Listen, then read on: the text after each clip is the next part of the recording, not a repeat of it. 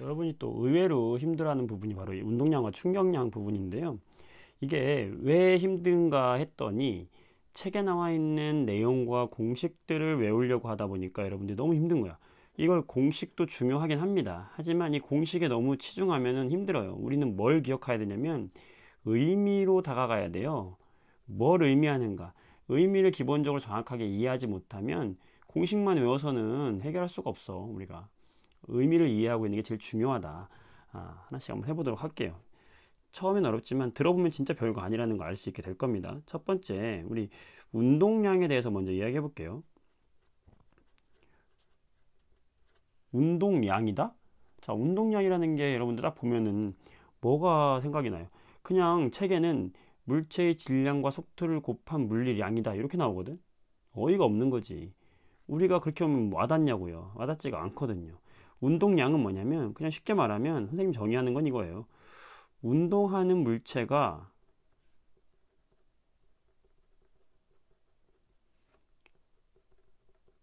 가진 에너지의 양이다. 이것도 어렵죠. 쉽게 한번 설명해 볼게요. 자, 공이 날아가고 있어. 자, 야구공이 날아간다. 여기 내가 서 있어. 선생님이 서 있어요. 이 공이 질량이 있어. 이 질량이 크면 클수록 내가 더 아프겠지. 속력이 빠르면 빠를수록 내가 아프겠지. 그게 뭐야? 나를 아프게 하는 이 녀석의 운동하고 있는 물체가 가진 에너지란 말이야. 그게 운동량이라는 거지. 이해됩니까? 그러니까 이 운동량은 뭐에 비례하겠어요? 바로 질량이 크면 클수록 아프고 속력이 빠르면 빠를수록 아프겠지. 이 운동량은 바로 이 질량과 속력에 비례하는 값이다. 그래서 질량 곱하기 속력에 비례하는 값이 바로 운동량이다. 그래서 나온 값이라고 생각해 주면 돼요. 따라서 우리가 운동량은 어떻게 구하냐? 상수도 필요 없어. 그냥 바로 운동하고 있는 물체의 질량 곱하기 속도로 표현합니다. 그래서 운동량을 우리가 소문자 P로 표현하고요. 질량을 보통 M으로 표현하고 속도를 보통 V로 표현하니까 P는 MV 이런 식으로 표현하고요. 이때 중요한 건 이 질량의 단위를 뭘 쓰냐면 킬로그램을 써야 된다. 그램이면 킬로그램 단위로 바꿔줘야 되고 요 V다 하면은 이 속력은 미터 퍼 세크의 속력 단위를 사용해 줘야 됩니다. 왜냐면 좀 이따가 충격량 할 때 나오게 되는데 어찌됐건 그러면 이 운동량의 단위는 뭐가 되겠어요? 운동량 단위 외우는 사람들 바보 같은 사람이야. 외울 필요가 있어 없어? 없어. 왜? 킬로그램 곱하기 미터 퍼 세크잖아. 그러니까 운동량의 단위는 킬로그램 곱하기 미터 퍼 세크가 운동량 단위가 되는 거예요. 이게 어려워요? 간단하잖아요. 그렇죠? 이게 운동량이다. 운동하는 물체가 가지는 운동량이다. 그 다음 운동량에서 우리가 기억해야 될 거는 운동량 보존 법칙이라는 게 있지.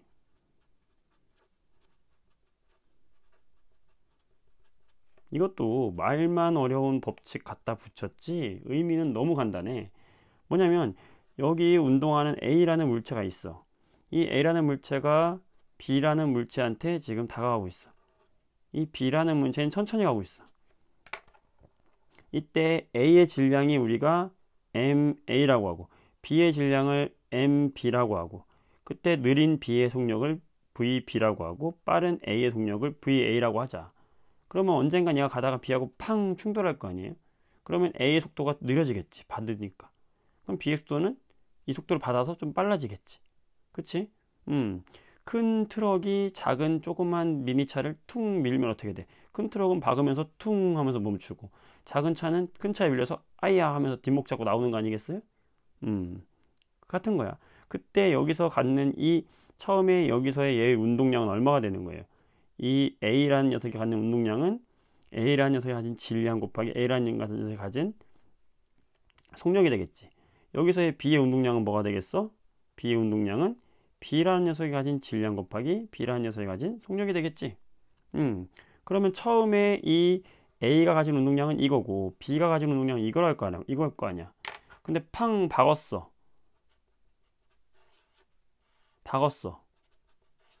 박아서 A가 속력이 좀 느려지고 펑 받고 나서 B가 이제 뒷목 잡고 나온단 말이야. 그러면 A의 속력이 바뀌겠지. 그때 바뀐 속력을 VA 다시, 그때 바뀐 속력을 VB 다시라고 하고, A의 질량은 변해 안 변해? 안 변했을 거 아니야. B의 질량도 변하지 않았을 거 아니야. 그럼 이때 A가 가진 운동량은 바뀌겠죠. 어떻게 바뀔까? 질량은 그대로지만 받았기 때문에 속력이 바뀌었겠지. B도 질량은 그대로지만 속력이 변했겠지. 이때 바뀐 속력을 더한 운동량과 바뀌기 전에 속력을 더한 이 운동량, 전의 운동량과 후의 운동량이 어떻다? 같다. 이게 운동량 보존 법칙이에요. 어렵습니까? 어렵지 않죠. 그 다음 충격량에 대해서 한번 얘기해 볼게요. 충격량도 이게 책을 보면은 너무 헷갈리게 해놨어. 너무 이론적으로만 접근했다. 우리가 실제적으로 접근하는 거는 충격량. 자,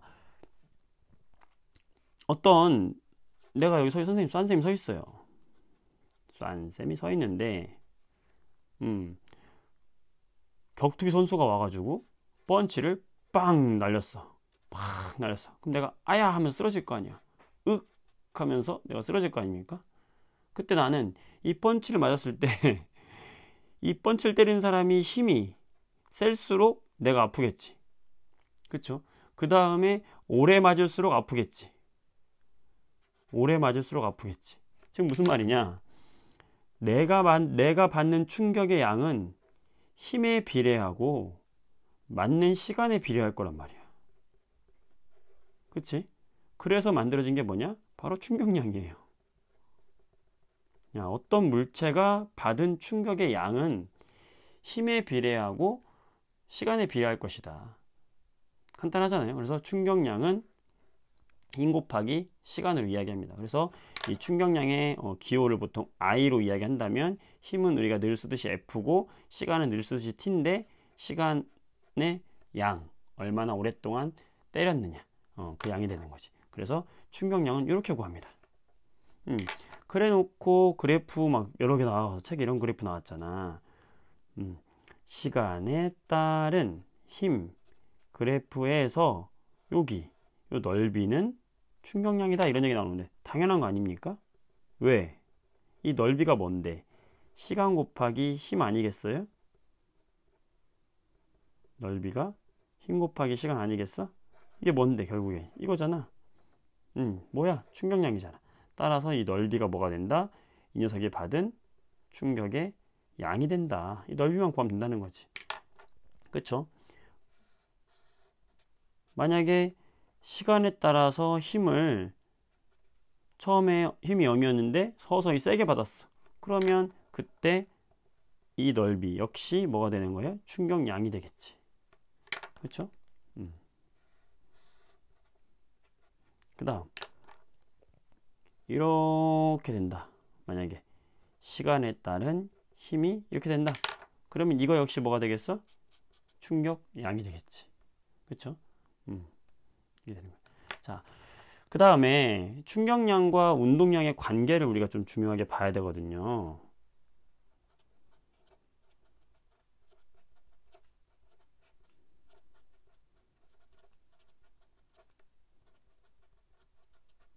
서로 어떤 관계가 있느냐? 결국에는 이 충격량은 운동량하고 단위가 같아요. 그래서 충격량이 운동량으로 바로 다 전환될 수가 있다.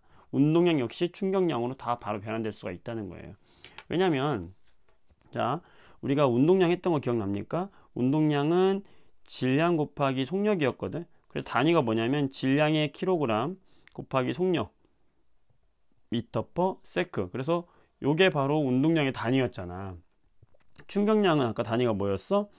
충격량 I는 힘 곱하기 시간이었잖아. 근데 우리가 힘 F는 MA 기억나죠? F는 MA에 의해서 요 질량은 킬로그램이고 A는 미터 퍼 세크 제곱이잖아요. 거기에 요 시간을 곱하면 어떻게 되겠습니까? 역시 킬로그램 미터 퍼 세크가 되니까 결국에 뭐야? 충격량의 단위하고 운동량의 단위가 어때? 같아. 와우, 충격적이죠? 단위가 같다는 건 뭐냐면 서로 전환이 가능하다는 거예요. 무슨 말이냐? 가만히 서 있는 이 물체한테, 가만히 서 있는 이 M이라는 물체한테 내가 어떤 충격을 주었다. 방망이로 내가 뇌를 쳤어. 그럼 충격을 받겠지. 얼마의 충격을 받겠어요? 어떤 힘으로 얼마큼의 시간 동안 충격을 줬느냐에 따라서 얘가 힘을 받을 거 아니야. 그럼 얘가 없던 속력이 생길 거 아니에요. 얼마큼 생기겠어? 바로 요만큼. 이 질량을 가진 것이 속력을 곱한, 이게 뭡니까? 운동량이잖아. 운동량. 즉 충격을 받은 만큼 뭘로 바뀐다? 운동량으로 바뀐다는 거예요. 또 반대로 운동하고 있는 자동차가 사람을 쳤어? 그럼 사람이 아프겠지. 충격을 받겠지. 얼마큼의 운동하고 있는 물체가 가진 이 힘과 시간만큼의 충격량을 주겠지. 그러니까 서로 상호 전환이 가능하다는 거예요. 그래서 요거를 좀 기억을 해주면 되고요. 문제를 가지고 예시를 한번 풀어보도록 하면은 더 이해가 쉽지 않을까 싶네요. 네.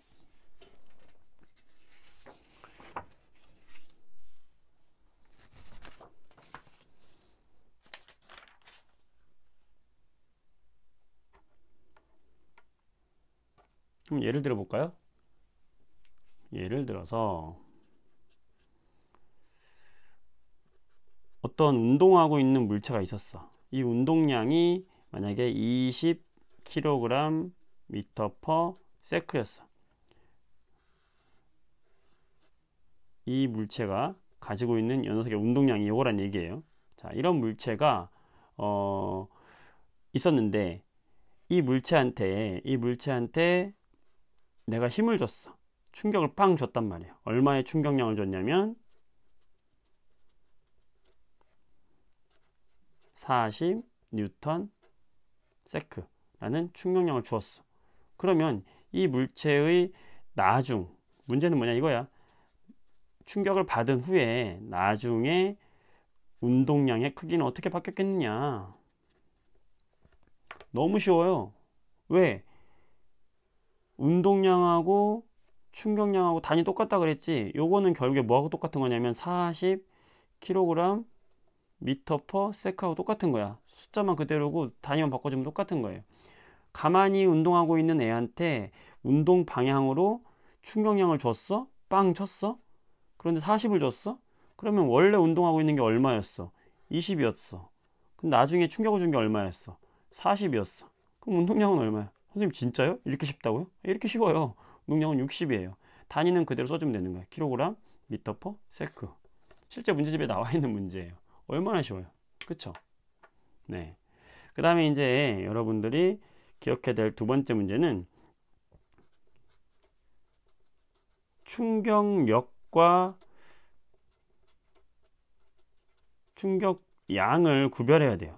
충격력은 얘들아 힘이고요.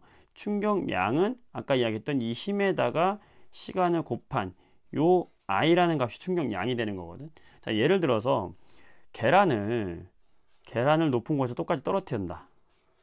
근데 이 첫 번째 이 계란은 그냥 아스팔트에 떨어뜨리고 두 번째 계란은 푹신푹신한 방석 위에다가 떨어뜨린다 라고 했을 때 이 계란이 떨어지면서 이 아스팔트에 딱 대면 어떻게 돼? 계란이 퍽 하고 깨지잖아. 근데 여기는 어떻게 돼? 안 깨진단 말이야. 살포시 살아난단 말이야. 우리가 딱딱한 곳에 충격을 받을 때는 아픈데 폭신한 곳에 내릴 때는 안 아픈 이유가 뭐겠어요? 자, 충격량이 적어서일까요? 충격력이 적어서일까요? 답은 충격력이 적어서예요. 왜 그러냐?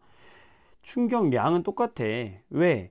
처음에 이 녀석이 가지고 있는 높이 똑같을 거 아니야. 이 A나 B나 처음에 떨어진 높이는 똑같다고요. 그리고 얘의 질량도 어때요? 똑같아요. 그럼 얘가 가진 에너지 똑같잖아요. 그럼 우리가 이 높이에서 갖는 에너지를 우리가 위치 에너지라고 하는데 이 위치 에너지 값이 둘 다 같단 말이야.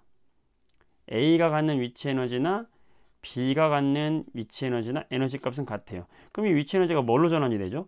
운동 에너지로 전환이 되잖아. 그러면 얘네들의 속력은 처음에 어떨까? 똑같다는 거예요. 그러면 바닥에 닿기 직전의 속력 어떨까? 똑같다는 거예요.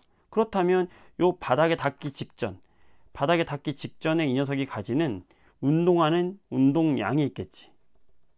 이 운동량은 얼마일까요?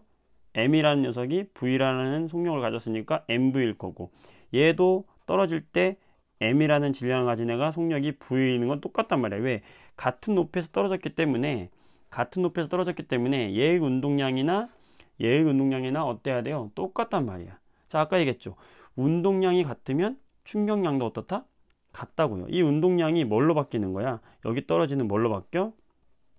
충격량으로 바뀌어. 얘도 이 운동량이 뭘로 바뀌어? 충격량으로 바뀌어. 운동량이 같았으니까 충격량도 어때야 돼? 같아야 돼요. 이게 중요한 겁니다. 선생님, 충격량이 같은데 얘가 왜 깨져요? 바로 받은 충격량은 같은데 우리가 충격량은 어떻게 구했어요? 힘 곱하기 시간. 힘 곱하기 시간이었잖아. 여기서 이 힘이 바로 뭐냐면 얘가 받은 충격력이라고 할 수 있는 거예요. 자, 폭신폭신한 이 방석에 떨어질 때는 시간이 길어지지. 충격량은 같은데 시간이 길어지니까 이 F 값은 어떻게 돼? 상대적으로 작아지게 되는 거지. 즉 충격력이 작아진다는 거야. 그러니까 시간이 지연되면서 충격력이 작아지는 거예요. 그럼 아까 그 그래프를 봤을 때 이 시간에 따른 F를 보게 되면 방석에 떨어지는 그림은 이렇게 시간이 오래 걸려. 여기서부터 여기까지 가는데 시간이 오래 걸려. 대신에 충격력의 최고점은 적은 거지. 이게 바로 누구냐면 바로 방석에 떨어진 그래프가 되는 것이고, 요 아스팔트에 떨어진 이 녀석은 금방 시간이 여기 이 시간 동안에 금방 떨어져요. 아스팔트에는 지금 바닥에 떨어진 애는 어떤 시간 동안에 빨리 바닥에 딱 도달하는 거고, 방석에 떨어진 애는 시간이 지연된 거지. 느리게 에어백처럼. 그쵸? 대신에 이 넓이를 봐봐. 아까 이 넓이가 뭐라고 그랬어? 충격 F 곱하기 T니까 이게 바로 뭐라고 그랬어? 충격량의 크기라고 했잖아. 아스팔트에 떨어진 충격량과 방석에 떨어진 충격량 자체는 어떻게 되냐면 같아야 되는 거지. 그치? 그런데 왜 같아야 된다고? 처음에 높이가 같고 질량이 같기 때문에 떨어졌을 때 바닥에 떨어지기 직전의 속력은 같으니까 운동량, 즉 질량 곱하기 속력은 둘이 어떻겠어? 같아야 된다는 거지. 그 얘기 뭐냐면 받은 충격량 역시 같은 거지. 왜? 운동량이 충격량으로 전환되니까. 충격량으로 전환되니까. 즉 이 넓이는 어떻다? 같다. 대신에 이 차이는 뭐다? 충격력의 차이라는 거지. 이 F의 차이야. 시간이 지연됨으로 해서 받는 충격력은 적어지는 효과. 이 충격력 자체는 적어지는 효과를 가지게 되는 거지. 평균의 충격력은 시간이 지연된 대신에 이 넓이는 어떻다? 같다. 충격량은 같으나 충격력을 덜 받는다. 이해됩니까? 그 차이. 그걸 이해하세요. 외우지 말고. 이렇게 하면은 여러분들이 모든 문제를 다 해결할 수가 있다. 그래서 우리가 에어백을 하거나 뭐 이런 쿠션이 있는 거를 사용하는 이유들이 이런 충격량은 똑같지만 충격력을 줄이기 위해서다라는 거, 이 차이 꼭 기억해 주기 바랍니다. 이렇게 되면은 사실은 운동량과 충격량에 대해서 완벽하게 이해를 한 게 아닌가 싶어요. 이해하는 게 중요합니다, 여러분들. 이렇게 하면은 물리학, 통합과학이나 물리학에서의 운동량, 충격량 이해할 거라 믿습니다. 수고했어요. 여러분을 항상 응원합니다. 싼쌤이었어요.